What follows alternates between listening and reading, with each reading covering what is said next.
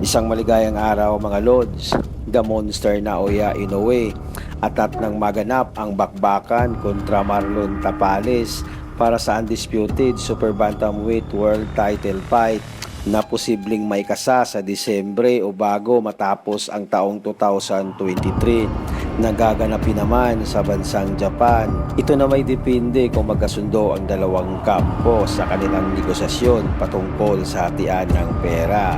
Minamadali na ito sa kampo ni Naoya Inoue upang makamit ang pangarap na maging undisputed world champion sa dalawang magkaibang dibisyon. At pagkatapos dito ay wawalisin na ni Naoya Inoue ang angas ng Pinas Cuadro Alas Janril Casimero, ang bad boy ng Mexico na si Luis Pantera Neri, at sinama sa listahan si Murujud Ahmad Alid na wawalisin ni Naoya Inoue sa Super Bantamweight Division bago umakyat sa Featherweight Division.